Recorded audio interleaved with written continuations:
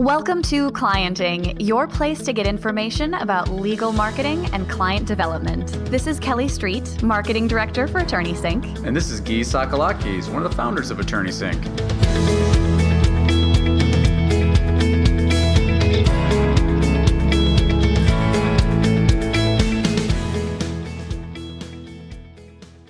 Welcome to episode number 8 of Clienting. Today we're joined by Jared Correia. Jared, Guy and I are so happy to have you here. Can you tell our audience a little bit about yourself if they're not familiar from one of your many, many podcasts that you do? Many endeavors and random gripes I have about living in the modern world. Yes. So my name is Jared Correia, and I am a law practice management consultant for lawyers across the country, which means I do business management consulting. My company is Red Cave Law Firm Consulting, REDCAVE. And you can check me out online at redcavelegal.com. That's REDCAVELEGAL.com. You can pretty much find out everything you need there, including how to contact me. Awesome. And today we're going to talk about using technology to build the client journey. So you and Guy kind of workshopped this title. We thought it was greatly applicable to all of the emails and feedback that we're getting about how do you actually go through the client journey. So first and foremost, I think I need to know, people need to know, what's your definition of the client journey? Can I at first say I kind of hate the name client journey? Is that appropriate? That's totally appropriate. It sounds like super weird and zen. Client Quest. Client Quest. Yes. Okay. Client Quest. Let's refer to it as a client quest.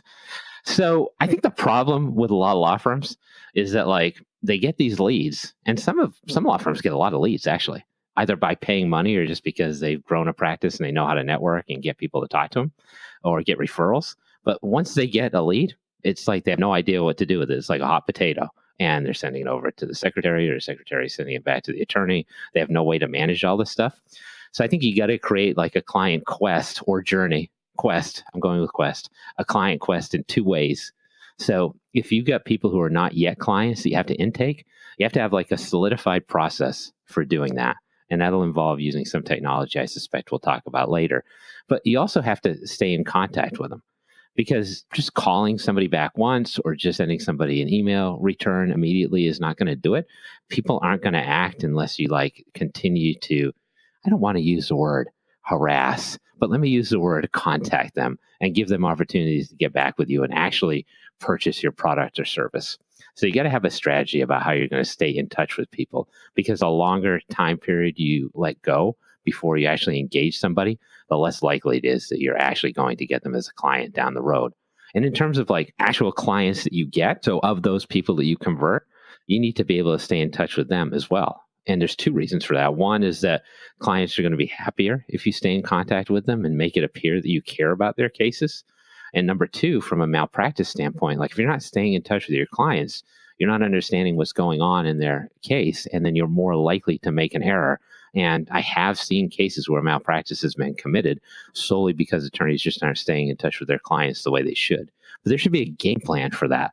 All that stuff should be templated out. And you should know, here's my follow-up strategy for leads. Here's my follow-up strategy for clients. And 0.01% of law firms actually do that. Totally. And one of the things that I, kind of going back to the client quest, yes, is that lawyers tend to think of it as extremely linear, right? So they're like, okay, whether it's referral, phone call, client, or AdWords ad, click, call, client.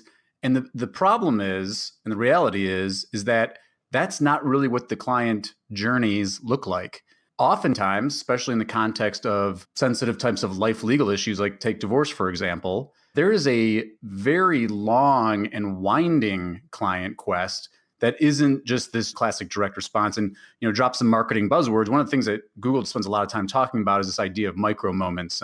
Note for show notes, people should get familiar with the micro moments. And so, as Jared, what you're talking about is super, super important. And all of those ways that whether you're doing intake, responding, following up, sending emails, need to take in consideration this meandering kind of client who's, hey, I think I might be having some trouble with my marriage and I'm considering researching divorce stuff. And then getting your message as a lawyer in front of that potential client and then staying in touch with them. I think that everybody loves the direct response, right? The quote unquote bottom of the funnel stuff. Yeah. And not enough do the kind of like what you're talking about, building these templates and these processes to stay engaged with them throughout this quest. I totally agree. And like the problem I think is that lawyers have been marketing for a long time where they say, okay, what's like the client's pain point? Why is the client going to contact me? And that's one reason they're going to contact you. But then maybe their kid falls out of a tree and breaks an arm the next week, and they're not going to get back into this issue for like 2 weeks. But they may forget about you in that time frame because they've got so much other stuff going on in their life. So they reach out to you for one purpose, and then if you keep staying on top of them and they get an email like 2 weeks later, just to give like the simplest example, they may then say, oh, okay, yes, this is something I was supposed to do, and now seems like a good time for me to follow up. But if you don't prompt them, that might not be a naturally occurring event for them again. Or by the time it is, they may be looking at another attorney and starting their search again. Exactly. And that's the big point here is that laying, use some lawyerly talk, laying a Yes. foundation Oh, I like that. for trust and developing that and nurturing that relationship. That's the part that seems missed by so many is that everybody's focused on just when they're in need, that's where I want to focus my marketing effort and dollars. And the truth is that by laying that foundation, having that relationship and building trust before they ever even need your services, much more powerful than just direct response. Yeah, and I think there's this notion that there's like one need at one time that's going to be the thing that gets you your client, but it's more of like a need cycle that continues to happen. And like people have visceral responses to this, not just once, but several times. And it's not like you can't contribute to having them make a decision. But the other point you make, I think, which is important, is that lawyers love the direct response stuff. And they think like in terms of, okay, I have like maybe 1 or 2 channels where I get referrals from. But there are theoretically like a bunch of different places where lawyers can get referrals and clients directly. And I think lawyers need to be thinking about like, what are my like 10 potential pipelines for getting clients, including like social media and all these other places you can be. That's not just a standard website and a standard like pay-per-click or SEO campaign. Yeah, speaking of multiple avenues, I want to go back to the not harassment, but multiple contact opportunities. And Never harassment. no, well, and really it isn't. And I think sometimes when you're not familiar with or not used to the sales process, you can go, oh, well, I contacted them once. If they really want to talk to me, they'll call me back. Yes. And that's not true. And so how many contact opportunities, how many different ways do you recommend people use when they are reaching out to possible new or current clients? Oh, I tell people to mix it up just because someone sends you an email, let's say, that doesn't mean that email is their preferred method of communication. Let's be honest, like nobody's preferred method of communication is email. If I never get another email for the rest of my life, I would die happy, probably. So I like that qualifier with probably. Probably, yes. Maybe not. We'll see. I think if you like mix it up, it's helpful. And I tell lawyers to like do what you're comfortable with. I was just talking to a new client I had the other day, and she was like, look, I don't want to write stuff. I don't like blogging. And I'm like, that's fine. Like, you seem personable. What would you think about doing like videos instead? She's like, oh, I love that idea. So you don't necessarily have to do one thing, but if you start following up with people and you send them like, maybe you do want to write, you send them an article and you send them a video. You send them an invite to connect on like a Slack channel that you maintain or something like that. There's a million different ways you can communicate with people, and giving them more opportunities to do that increases your percentage chance of either converting someone or making them become a client who is going to send you referrals. And that's the other thing. Like, what's really bad about not staying in communication with your existing client is that if those people like you, they're willing to send you more work, including their own, but also referrals. And you're not going to give them an opportunity to do that if you just never contact them. Yeah, really good point. Yeah, so many different things to highlight from that, because you built in there that one, like actually ask people how they want to be contacted and give them more options for that, which I think That's a good point. is a big reluctance. Yeah. And 2 is mix it up, right? And 3 is do what's natural. I mean, we always talk about authenticity, and so much of the marketing stuff you see, because, people give them structure and process and systems and softwares and automations, they forget that the most important thing is to do what they're comfortable with, so that they come across as a lawyer that someone actually might want to hire and interact with. Oh yeah, the authenticity thing is so important. Like I think a lot of lawyers are like afraid to be human beings because they feel like I'm a lawyer, I'm supposed to act in a buttoned up fashion. But look, I mean, clients aren't looking for that, especially modern clients. They want business people that they can communicate with and connect with on a human level. Right. Yeah, and if you are truly just a buttoned up person, then you can be that. And there are people who are also looking for that. And if you're not a human, you can be not a human. Yeah, that's okay too. Yes, robot. Should we get into robot lawyers or no? Is that another podcast? That's not, that's the second half. I do want to go back to the other thing you mentioned in your intro about the client quest, Yes. which, side note, reminds me of D&D. Oh, The first nice. time and only time I have played Dungeons and Dragons, I died the first So unfortunate. game. So, yeah, I had a good character You got to too. get back into it. So, I want to go back to templates for a follow-up strategy. So, templates. I have been actually thinking about how we can use more templates for things at Attorney Sync. And so I want to know, what kinds of things do you think need to be on a follow-up strategy, or how do you build those? Because these are really simple things that get missed in the process. And that's why you don't have a strategy. And that's why clients fall through the cracks, on and on and on. Well, thank you, Kelly. And I appreciate you keeping us on track during this show, because if not for you, Guy and I would probably be talking about like the ultimate fate of the ET Atari game cartridges by now. So thank you. You're welcome. In terms of strategy, well, I think the first thing for lawyers is actually like developing a strategy, because they never have one. So you've got to write something down before you can actually automate anything. And I think why a lot of solo and small firm attorneys like technology is that they say, oh, okay, this is one less thing for me to do. Now I can automate this completely. But it doesn't really work that way. If you're going to use automation, you have to have a plan to automate something in the first place. So step one is figuring that out. And then step two, I think probably one of the easiest ways to do it, if we're talking about like a stepping stone for lawyers to use automation, is to develop like an email drip campaign, right? And you can do that out of email management services like MailChimp. They've got automation strategies in there. So you could say, okay, after I get a client lead, I'm going to call them, follow up with them, have a brief conversation. They're probably not going to sign a fee agreement over the phone. So what do I do next? Well, I'll send them an email like the next day and say, here's an article I wrote on X, which is relevant to your case. Let me know if you have any questions or need more information. Maybe 3 days later, you send a video that says, here's me talking about this aspect of your case, which may be important to you. A week later, maybe you say, hey, we haven't talked in a little while. How are things going? Let's have a phone conversation. Hit my Calendly link below to schedule a time to talk with me. Something like that. And you can roll that out over the course of an entire year if you wanted to, and just automate everything.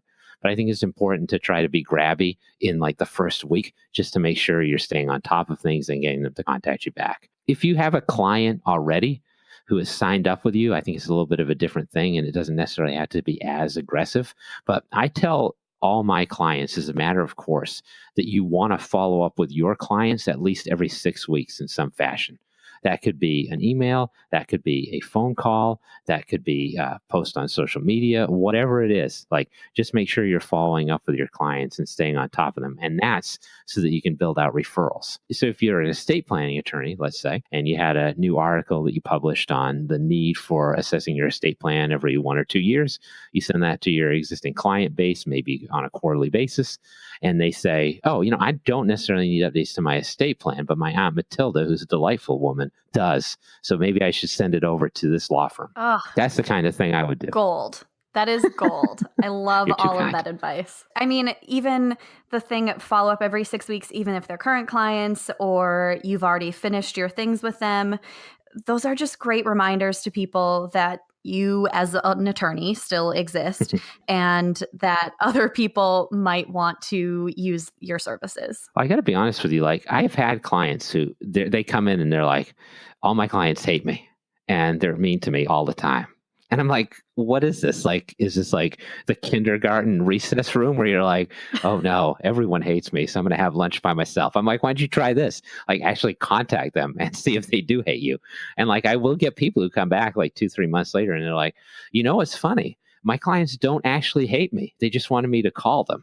So this strategy does work. You just got to commit to doing it. And if you commit to doing it regularly, then you start to reap the benefits of it. And I think it's a combination of automation plus actual in-person touches, which are hard to do, but I think it's essential. So you got to build in the time to do it. Awesome. So I know Guy's going to be really excited to get into the technology part of building the client journey. So let's dive in. What do you have to say about using technology to build the client quest? I think if you can automate this stuff, it's just so much easier. And one of the things I talked about is like a gateway drug to other automation is using an email drip campaign. I think that's great. Even if you want it to be on social media, for example, like you can automate postings on those sites as well. There are a number of tools out there that you can use, and that's not necessarily direct to a specific client or direct to a specific lead. But if you want to reach out broadly to your networks, like I use Hootsuite, but there are a bunch of tools out there. I think Raven Tools has like a social media management option. TweetDeck is still out there for those folks who want to use that.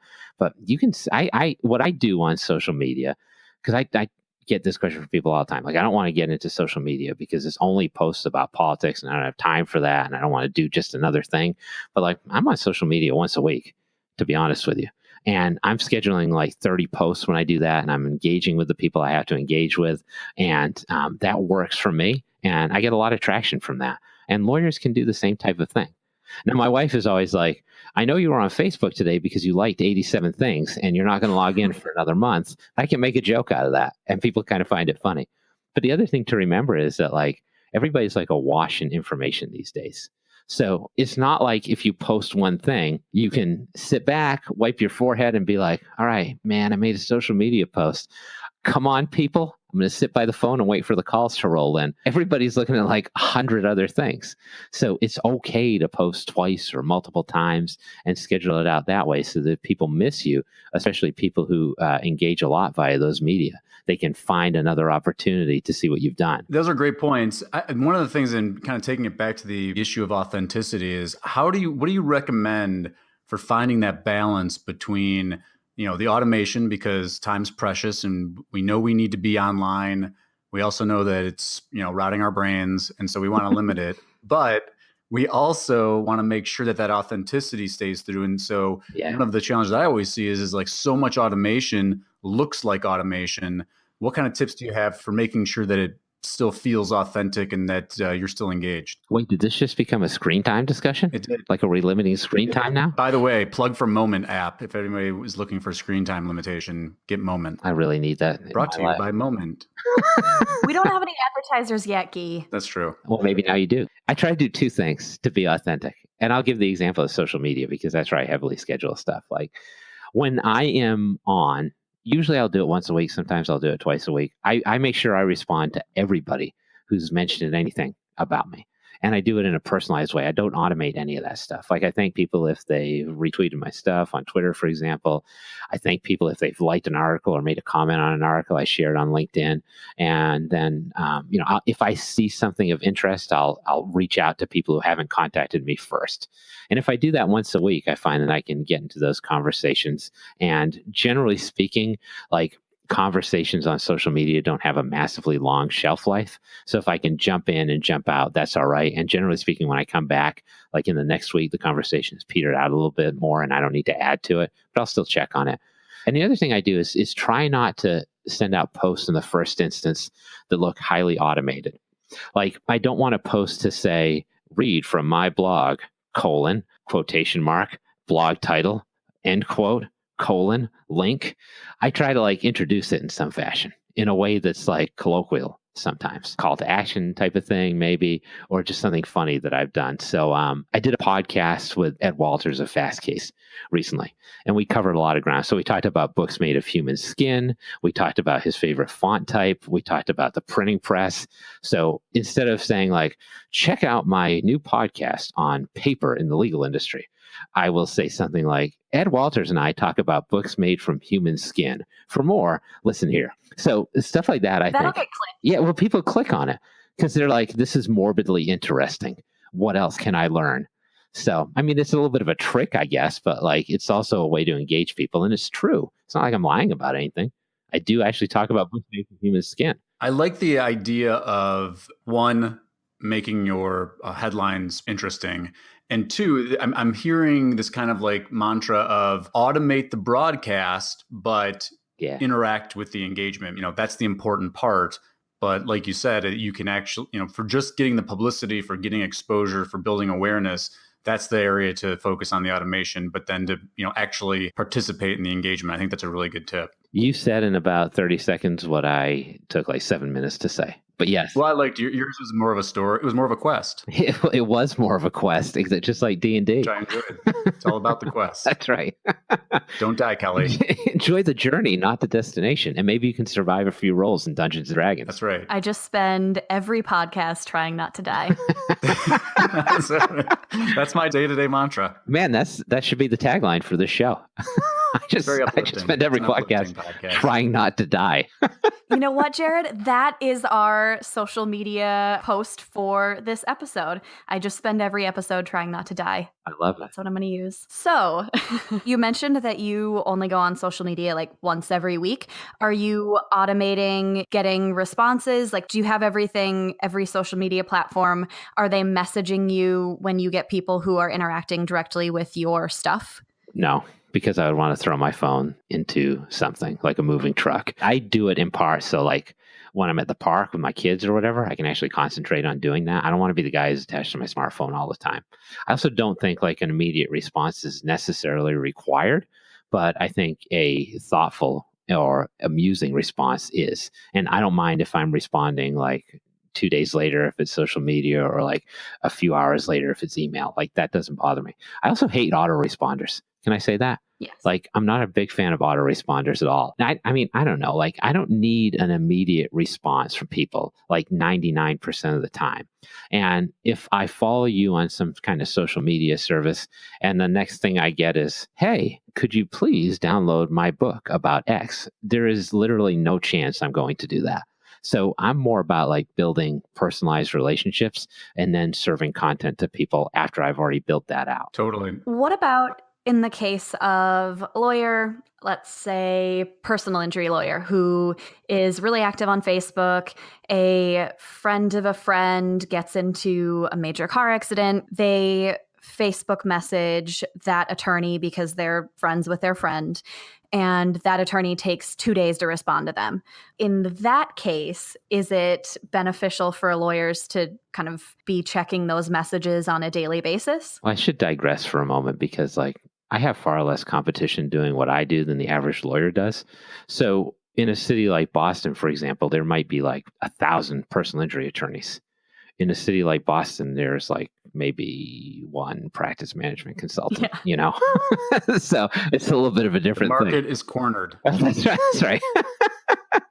So for those folks, yeah, I think like, I don't know if auto response is the way to do it or to maybe it depends on what technology you use, obviously. But if you're using a technology that has like some AI components that could lift from that message, oh, this person needs a lawyer and may need a lawyer immediately, maybe you could set it up so that that person would get a text and then would be able to submit information via the text and potentially sign a fee agreement that way too. Depending on what technology you use, you may be able to link those messages to like a case management service, for example, if you're using like Zapier or something like that.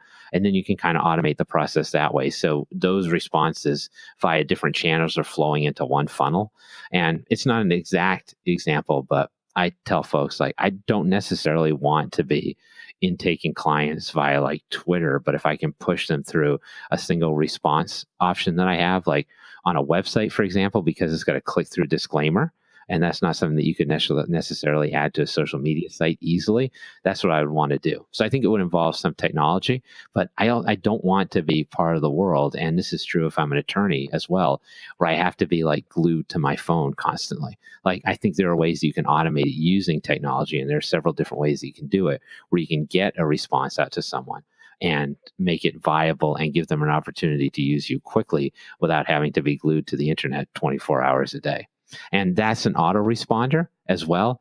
But I think it gets more technical than the autoresponders that most people throw up, which are very generic, if that makes sense. Yeah, absolutely. Jared or Geet, do either of you guys know of plugins specifically that we can mention to people, or chatbots, autoresponders, any of those things that actually will do that, will take your Facebook message and plug it into your CRM? I'm sure there are. I don't know of any off the top of my head, and Guy may. But usually when I talk to clients, it's like so specific to the technology they're using because there's like 200 practice management software systems out there. There's like a bunch of CRMs that the first thing I do is probably search Zapier to see if there's a plugin. Then I might talk to the providers I use just to see if they have a plugin that they could utilize. But that's usually how I go through it with my clients. I don't think there is like a one-off answer for that necessarily. Yeah, I agree with that. I mean, I think that you got to kind of look at what you're currently using in the context of Facebook Messenger. Facebook Messenger has AI built into it. So the problem is, and what I've seen, lawyers will get this idea of like, oh, so I heard, I listened to the clienting podcast and they were talking about automating responses. So I go online and I do some research and I see that Facebook Messenger has AI, and then I set it up and then I never test it. I never shop it. I never ask people what they think about after they're using it. And then you see some of these interactions and they're just awful. And so you're doing more damage to your relationships with folks when they come to try to contact you and it feels really automated. And especially if it's kind of a loose connection, if it's one of those, one-offs where you're mutually connected to somebody and they get this automated response, that whether it's an autoresponder or a chatbot or whatever, and it just feels like you don't care. And so, back to some of the things Jared said, I think really good points. One is that, look, if you're a successful lawyer, hopefully you're busy. So you're actually practicing law. You can't spend all your time on social media, and you really ought not to. Yeah. And, look, bottom line is there are going to be opportunities just like everything else in life. There are going to be some opportunities that you're going to miss. But the big thing is to, as Jared mentioned, guide people to where you are accessible. Give them prompts, and that's something that can be automated, right? So if someone sends you a message on Facebook Messenger, an automated like, hey, I'm not available right now, or click here to connect with me immediately type of stuff, that prompts them to go somewhere else. So much of this to me is in the implementation of the technology, and too much of what actually is going on is, oh, that sounds cool, set it up, and then we forget that there are people behind these profiles.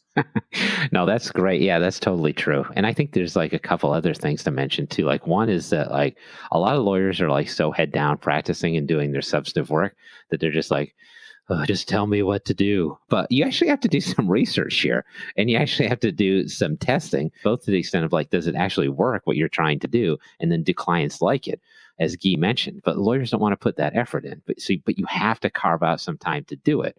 Like, there's no solution that somebody's going to pre-package for you that's necessarily going to work right off the top for your practice. So I think that's important to know. The other thing to think about too is that like, if you look at the state of legal technology now, it's ramping up, but a lot of this technology is still in its nascent stages. And there are going to be companies that are coming out and that are probably already out that are building that are going to be able to provide this technology better than it's being provided right now by general providers. So they're building stuff for the legal industry, but this is going to grow over time. And so the one thing you want to think about is, okay, what am I using right now? And is that a go by until the technology that I need is built out for my practice? It may take some time for that to happen. So I would think about that as well. As I said earlier, gold. This is just so informative, and I really think that people are going to get a lot out of this episode. So, Jared, thank you so much for hanging out with Guy and I on the Clienting podcast. Everyone listening, if you haven't already subscribed, please do so. And as always, make sure to reach out to either Guy or myself with your feedback. We've gotten a lot of really good feedback lately and have some episodes that will be tailored to the questions that we're getting. Jared, thank you so much for being here with us today. Thanks, Jared. Thank you. And definitely listen to and subscribe to the Clienting podcast. This is a great new podcast. Brought to you by Jared.